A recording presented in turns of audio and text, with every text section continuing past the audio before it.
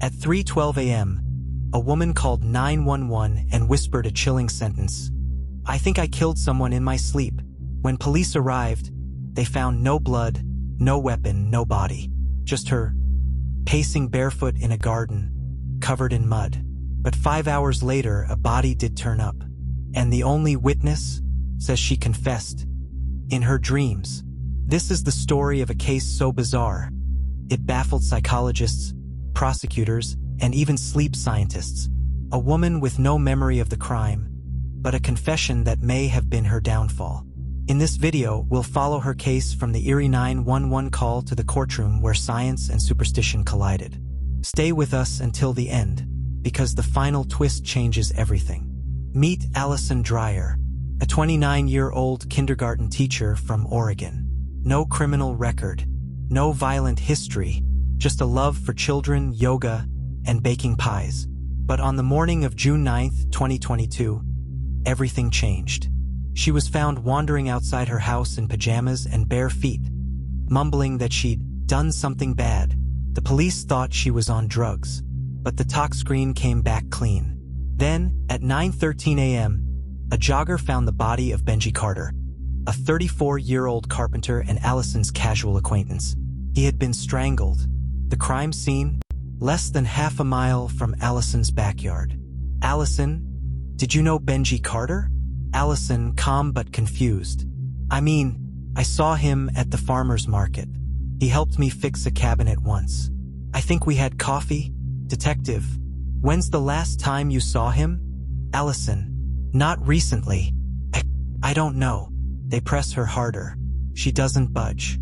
But then they played her the 911 call. Her voice, her words.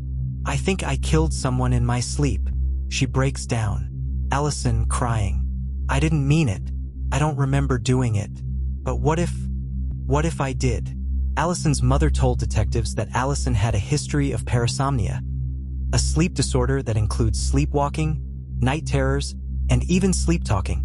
As a child, she'd been found walking around the backyard, eyes open but unaware. Once, she even tried to cook breakfast in the middle of the night and burned her hand on the stove. But sleep murder, that was unheard of. Until now. Police consult Dr. Allison Dreyer, a forensic sleep specialist from Seattle. She explains that homicidal somnambulism, sleepwalking violence, is extremely rare, but not impossible.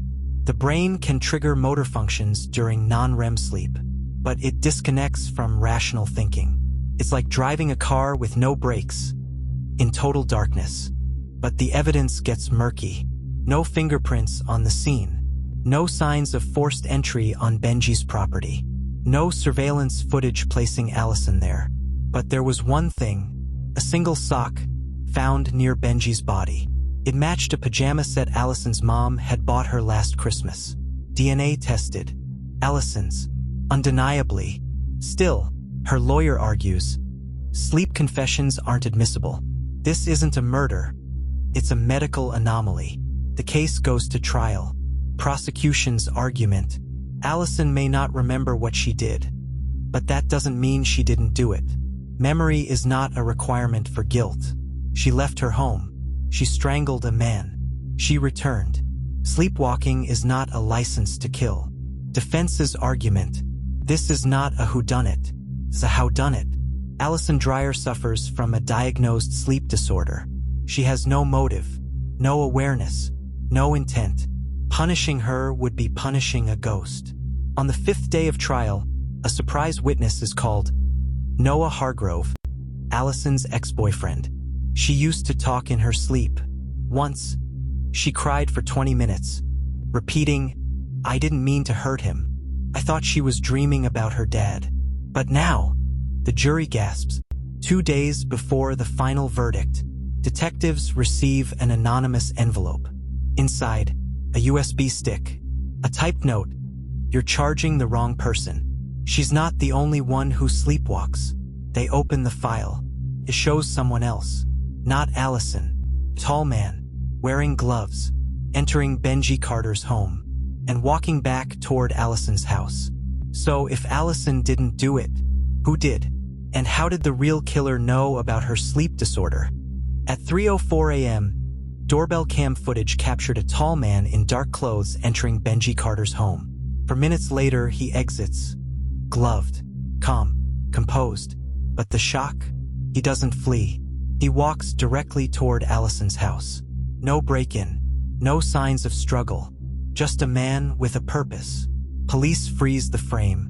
His face is never shown, but his gait, familiar. Allison, still on trial, is shown the footage. Allison, trembling. That walk. It looks like my brother. Enter Mason Dreyer, 33, war vet, diagnosed with REM sleep behavior disorder in 2020. Lives in their mother's guest house, just 30 yards from Allison's place. Suddenly, the prosecution's case fractures, and the defense smells reasonable doubt. Mason is brought in for questioning. Have you ever walked into Benji Carter's house? No. You sleepwalk, Mason? Not in years. Do you know about your sister's sleep disorder? Everyone in the family knows. But here's the twist. Mason and Benji Carter weren't strangers. They were business partners. They co-owned a small home renovation company, until Benji filed to dissolve the partnership 2 weeks before he died. Over a financial dispute, detectives find a crumpled blueprint in Mason's truck. It's for a high-end lake house remodel Benji was set to complete solo. Estimated earnings, $78,000. Benji's name is on the permit, not Mason's. They confront Mason. He cracks. We had words. It got heated, but I didn't kill him. He agrees to a polygraph. Fails. But here's where it gets wild. That night, Mason calls 911. I need help. I think I hurt someone in my sleep. He's found barefoot in the woods behind Allison's house. Shaking, confused, covered in blood. But the blood? Not Benji's. It's Allison's. Police search her home. They find her unconscious at the bottom of her basement stairs. Skull fracture. Alive but barely. She's rushed to the ICU. Detectives piece it together. Allison had been preparing to testify that Mason was the real killer. He may have tried to silence her. But in the hospital, Allison wakes up. Her memory, still fractured. But she says one thing. He told me, you'll take the fall, Elle. You always do. Detectives confront their mother, Allison Dreyer. Did Mason ever admit to anything? He talks in his sleep. Sometimes says dark things. I just thought it was a dream. Why didn't you tell us about the business fight? Because I already lost one child to the system. I couldn't lose another. Elaine reveals Mason had a history of violent sleep episodes, but she never reported them. Once, he attacked his roommate overseas. Another time, he nearly choked his ex-girlfriend during a night terror. Just when they're about to arrest Mason, the USB goes missing from the evidence locker.